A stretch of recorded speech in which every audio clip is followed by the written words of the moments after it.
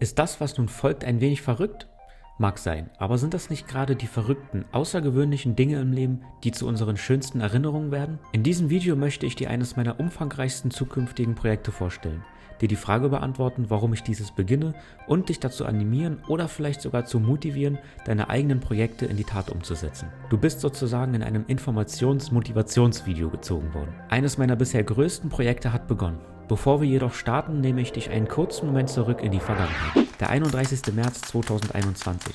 Eventuell erinnert sich der ein oder andere unter euch an das an diesem Tag veröffentlichte Video. Ich schob einen Kunststoffgranulator in unser YouTube-Studio und wir zerkleinerten nicht mehr verwendete Kunststoffteile aus unseren 3D-Druckern. Nach diesem Video kam erstmal nichts mehr zu diesem Thema auf meinem Kanal. Doch im Hintergrund brodelte es in meinem Kopf weiter und aus der spontanen Idee entstand ein neues Projekt. Nach umfangreicher Recherche, das Lesen vieler Artikel und dem Wälzen einer Reihe von Fachbüchern standen die Rahmenbedingungen fest. Ein Kunststoffextruder für Filamente musste her, um das Projekt in meinem Kopf in Gang zu setzen. Ja, endlich noch ein Projekt, Philipp, sagte ich mir, nachdem ich die Bestellung nach einigen speziellen Modifikationen an der Maschine final auslöste. Doch warum das Ganze eigentlich? Als ich vor einigen Jahren mit dem Thema 3D-Druck begann, war ich froh, dass mein erster 3D-Drucker, der Anycubic i3 Mega, Teile in für mich damals guter Qualität druckte. Damals wusste ich noch nicht, wo das Ganze einmal hinführt. Wie funktioniert die Elektrik? Wie ist die Mechanik aufgebaut? Was ist ein Hotend, ein Heatbreak, ein Extruder, E-Steps und wie zur Hölle erstelle ich einen G-Code? Was ist ein G-Code überhaupt? Welche Kunststoffe kann ich eigentlich drucken? Womit, wodurch, woraus, wie, wann und warum? Die Fragen türmten sich und schon längst hatte mich das schwarze Loch des 3D-Drucks über die Schwelle des Ereignishorizontes gezogen. Es gab kein Zurück mehr. Auch hier war der Antrieb, die reine Neugier und der Drang, die vorhandenen Dinge zu verstehen und zu verbessern. Anfangs und aus reiner Unwissenheit auch gerne mal zu verschlimmbessern. Dieser Drang war ebenso die Quelle vieler meiner ersten Videos auf diesem Kanal und schlussendlich wahrscheinlich auch der Grund für das unheimlich schnelle,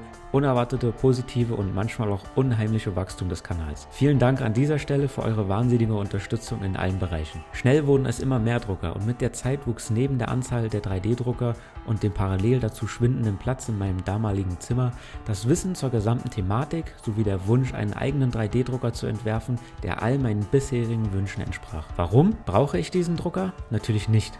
Aber diese Frage stellt man sich wohl selten zu Beginn eines jeden Projektes. Es geht einzig und allein darum, dass man es tun will und kann. Punkt. Zwar noch nicht ganz das Ende dieses Liedes, jedoch zumindest den Start sowie den Verlauf dieses Mammutprojektes, zumindest für mich als Einzelperson, kennt ihr bereits, wenn ihr meinem Kanal teilweise gefolgt seid. Ich möchte aber nicht allzu weit abdriften, also zurück zum roten Faden dieser Geschichte. Du kennst das wahrscheinlich aus eigener Erfahrung. Du beschäftigst dich mit einem Thema, aus dem Thema wird ein Hobby und mit etwas Glück eine Leidenschaft. Genau dies ist auch mir passiert. Es ist, als ob man in einen Sog, einen Strudel gezogen wird, als ob man sich auf einer grauen Karte bewegt, die sich langsam aufdeckt, je weiter man in diese spannende Materie eintaucht. Frust, Freude, Erfolg, Stolz der Partnerin, das erfolgreich gedruckte Bauteil zeigen, die nüchtern abnickt und dich mit einem höflichen Grinsen belohnt. Nur noch schnell den nächsten Druck starten, nur noch schnell die Firma anpassen, nur noch schnell ein letztes Mal den aktuellen Druck begutachten, bevor man sich schlafen legt und die nächsten Projekte im Kopf durchgeht. Na, fühlst du dich ertappt? Keine Sorge. Das ist völlig normal und zeigt nur, dass du das, was du tust, gerne und mit Leidenschaft machst. In den letzten Jahren ist unheimlich viel passiert und ich musste darauf achten, dass mich die einzelnen Projekte nicht überholen oder sogar überrumpeln. Es war und ist immer noch ein Tanz auf Messerschneide. Ein Grund hierfür ist der Drang, ein Thema zu verstehen. Nicht nur die einzelnen Aspekte eines Bereiches, sondern die Gesamtheit an sich, von der Entstehung bis zum Finale. Vom ersten Gedanken bis zum abgeschlossenen Projekt, vom Granulat bis zum ersten Banshee. Gemeinsam haben wir auf diesem Kanal unsere 3D-Drucker, ich sage mal salopp frisiert, gemeinsam konstruiert und unseren eigenen 3D-Drucker gebaut. Ich sage bewusst wir, da viele meiner Entscheidungen von euch abhängig waren. Seien es einfache Vorschläge über konstruktive Verbesserungen bis hin zu komplett neuen Denkweisen über ganze Themenbereiche. Eure Ideen sind Teil all dieser entstandenen Projekte. Und auch wenn es teils schwer zu verdauende und seltener nicht allzu freundliche Kommentare sind, helfen mir diese in der Gesamtheit die bestmöglichen Entscheidungen zu treffen. Vor diesem Kapitel und vor Beginn dieses neuen Abschnittes stellte ich mir die Frage, warum starte ich dieses Projekt? Was macht mich eigentlich glücklich? Was ist mein Antrieb? Kannst du diese Frage sofort und wie aus der Pistole geschossen beantworten? Ich zumindest konnte es nicht.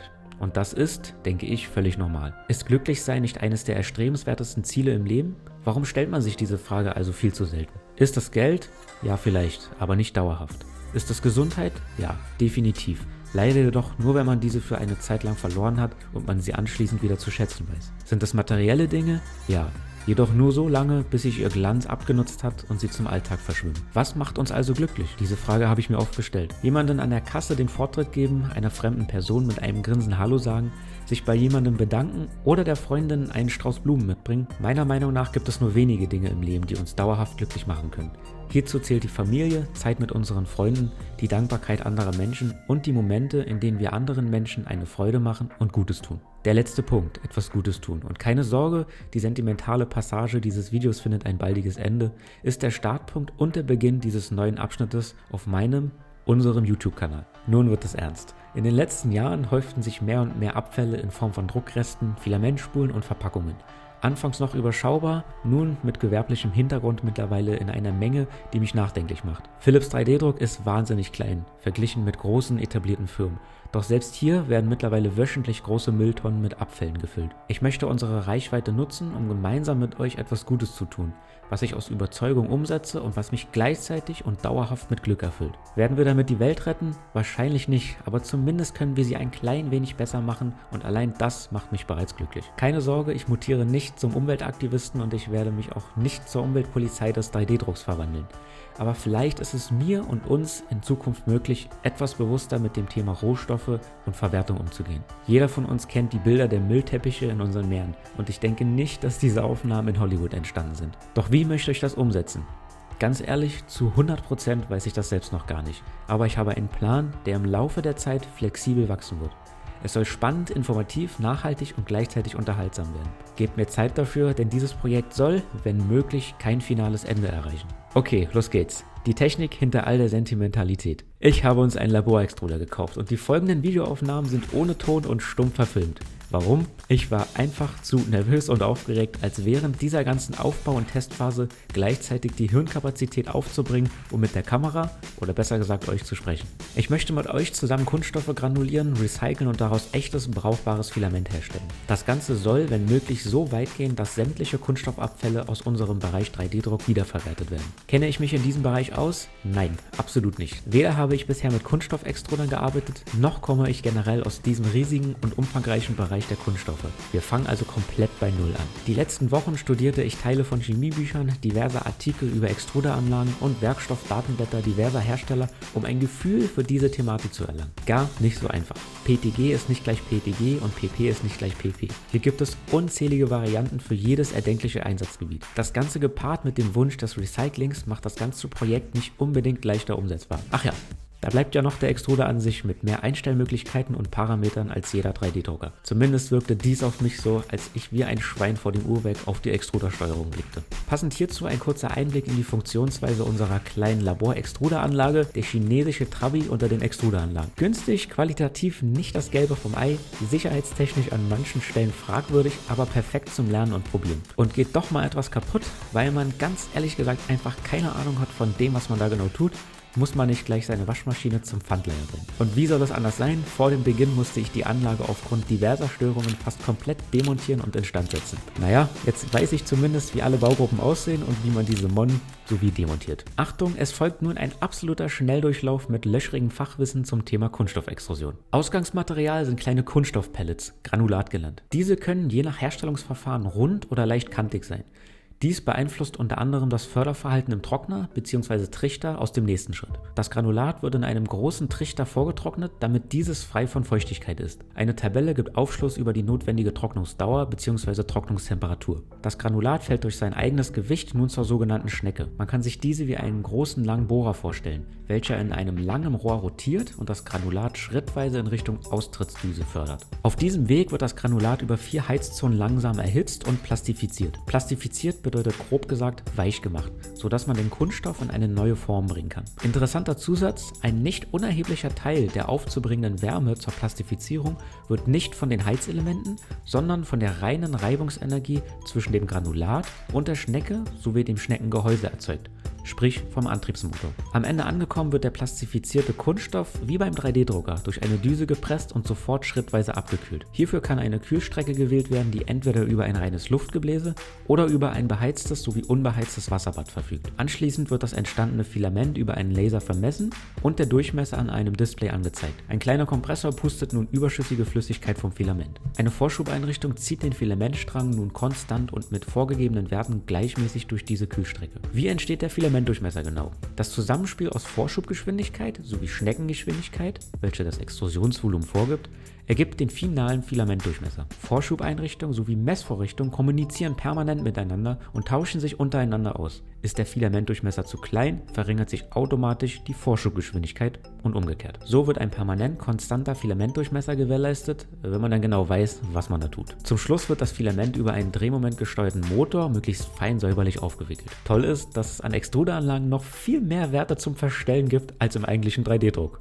Ironie aus. Rohstoffwahl, Trocknungszeit, Vorschubgeschwindigkeit der Schnecke, Schneckengeometrie, Temperatur in 4 Bereichen, Düsendurchmesser, Luftkühlung mit 4 stufenlosen Ventilen, Temperatur, Wasserbad, Vorschubgeschwindigkeit. Ach so, ich habe noch eine gute Idee. Lasst uns doch einfach noch granulierte Kunststoffreste beimischen, von denen wir die Zusammensetzung nicht genau wissen. Glücklicherweise habe ich in meiner direkten Umgebung eine äußerst nette Firma, welche sich mit Spritzguss beschäftigt. Hier bekam ich einige Reste an Polypropylengranulat, welche ich für meine ersten Experimente nutzen durfte. Es stellte sich als größtes Problem heraus, den Filamentstrang auf dieser recht kurzen Anlage langsam genug abkühlen zu lassen. Das recht schnelle Abkühlen führte zu Verzug und wellenförmigen Filamentsträngen. Erstaunlicherweise gelang es mir nach kurzer Eingewinnungsphase trotzdem und nach einigen Anpassungen an der Temperatur des Wasserbades sowie der Luftkühlungsanlage tatsächlich einen konstanten Filamentdurchmesser zu erhalten und sogar die erste kleine Filamentrolle zu befüllen. Es stellte sich heraus, dass das verwendete Polypropylen von seinen Werkstoffeigenschaften eher weniger gut für das 3D-Drucken geeignet war. Das Ergebnis des ersten Testbenches war dennoch besser als erwartet und ich muss zugeben, ich bin etwas stolz darauf, eigenständig konstruierte Bauteile mit selbst hergestelltem Filament auf einem 3D-Drucker erfolgreich zu drucken, welcher mittlerweile auch mehr Zeit in Anspruch genommen hat, als zu Beginn erwartet. Dies soll kein Eigenlob sein, auch wenn es das ein wenig ist, sondern einfach meine Freude über dieses Projekt in seiner Gesamtheit widerspiegeln. Verdammt, ich hab's geschafft und das hätte ich vorher so nicht erwartet. Mit diesem Punkt ist der Kreis geschlossen, sprich, ich werde es nicht versuchen, weitere Bereiche aus diesem Themenbereich zu erforschen. Einfacher ausgedrückt, hier ist Schluss. Granulat für die Extruderanlage werde ich nicht versuchen, eigenständig herzustellen. Im Fokus soll das bereits angesprochene Verwerten bzw. Recyclen von Kunststoffabfällen stehen. In nächster Zeit steht an erster Stelle das Selbststudium. Ich werde mein Bestes geben, so tief wie möglich in die Materie einzutauchen und mich durch Materialdatenblätter, Fachbücher, Videos und Artikel zu wühlen, um euch in den immer wieder folgenden Videos spannenden Content zu liefern. Es wird sicherlich nicht immer alles auf Anhieb funktionieren, aber wer weiß, vielleicht bekommen wir über die Zeit und mit der Verfolgung spannender Experimente ein Filament produziert, das außergewöhnliche Eigenschaften bei einfacher Handhabung aufweist. Das Ganze unter der Überschrift Nachhaltigkeit. Denn auch ich trage, wie viele andere YouTuber, maßgeblich dazu bei, den 3D-Druck sowie den damit verbundenen Kunststoffverbrauch immens zu steigern. Dieses Video soll auch dich motivieren, verrückte, außergewöhnliche, gefühlt unerreichbare Projekte umzusetzen. Du hast eine Idee, Wünsche, Vorstellungen oder Projekte, die dir schon ewig in den Gedanken liegen. Mein Rat? Mach es einfach. Die Idee ist zu verrückt, zu schwierig, dir fehlt das Wissen, du bist zu alt, zu jung, du hast jetzt schon zu wenig Zeit und die anderen werden sowieso nur lachen. Fang einfach an.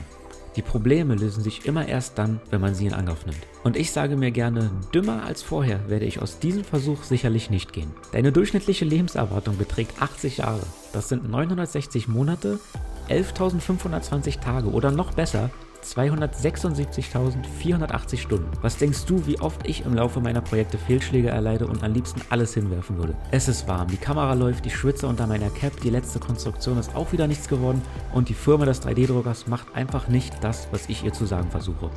Aber erst diese Anzahl an Misserfolgen führen schlussendlich zum gewünschten Ziel und fühlen sich bei weitem besser an als ein Abend mit Netflix auf der Couch.